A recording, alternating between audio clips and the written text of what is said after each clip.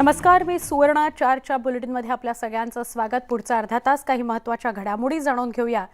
करवीर निवासिनी अंबाबाईच्या मूर्तीची पुन्हा झीज सुरू झाल्याचं वृत्त समोर येत आहे।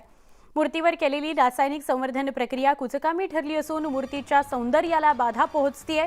कोल्हापूरच्या अंबाबाई मंदिरातली देवीची मूर्ती ही 2000 वर्षांपूर्वीची आहे अशी आख्यायिका आहे।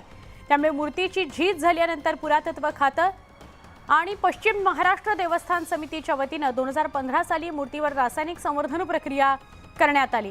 3.5 शक्तिपीठांपैकी एक असलेल्या हजारो लाखो भक्तांचं श्रद्धास्थान असलेल्या श्री करवीर निवासिनी अंबाबाईच्या दर्शनाकरता देशभरातून लोक येत असतात। कोल्हापुरामध्ये येतात, देवीचं दर्शन घेतात, मनोभावे तिचं रूप पाहून भक्तिभावानं म्हणजे भक्ती मनात ठेवून निघून जातात। असं असताना अंबाबाईचं सौंदर्य कमी होत असल्याची धक्कादायक माहिती समोर आली आहे।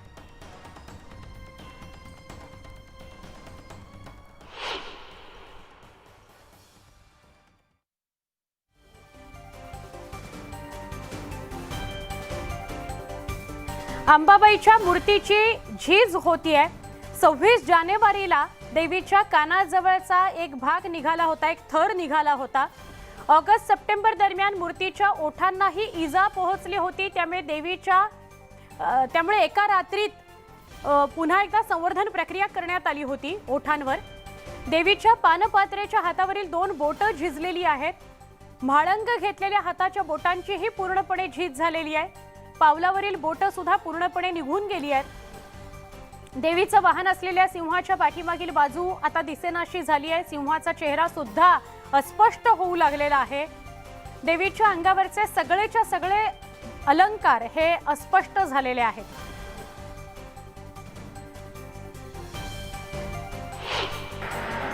अंबाबाईची मूर्ती अतिशय प्राचीन आणि ऐतिहासिक आहे। या ठिकाणी पाहायला गेलं तर देवीचं सौंदर्य आहे ते या मूर्तीच्या रूपानं आपल्याला नेहमीच पाहायला मिळतं। पूजा अर्चाच्या रूपानं आहे ते देवीच्या विविध रूपातल्या पूजा आपल्याला या ठिकाणी पाहायला मिळतात। मात्र गेल्या काही वर्षापासून या मूर्तीला हे ते इजा पोचलेले आहे।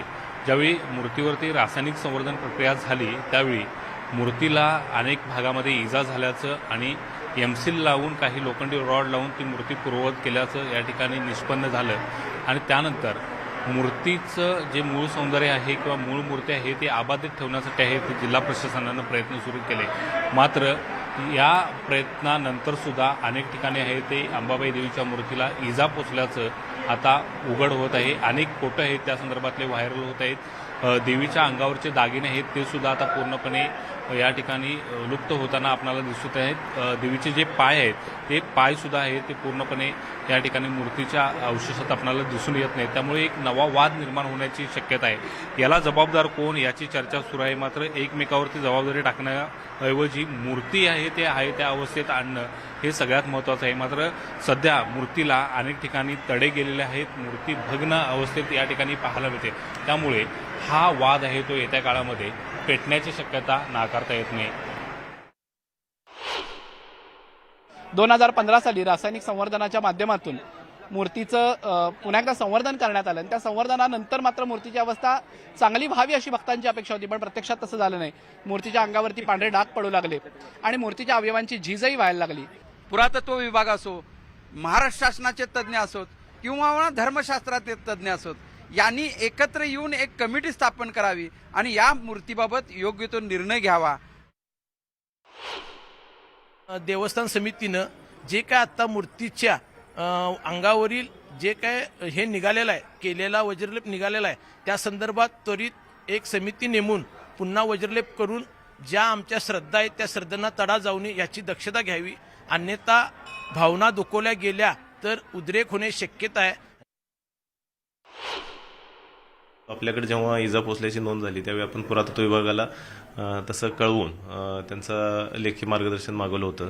त्यानंतर त्यांनी प्रत्यक्ष पाहणी करून त्याचा अहवाल द्यायला पाहिजे। आता त्यांची पाहणी झालेली आहे। त्यानंतर मागच्या आठवड्यात सुद्धा डॉक्टर विलास वाहने येऊन पाहणी करून गेलेले आहेत। वाहने सरांनी पाहणीसाठी पुन्हा 1-2 दिवसात येणार असं कळवलेलं आहे आणि त्यांचा जेव्हा पूर्ण अहवाल येईल त्यावेळी आपल्याला पुढची काय कारवाई करता येईल ते आपण नक्की करू।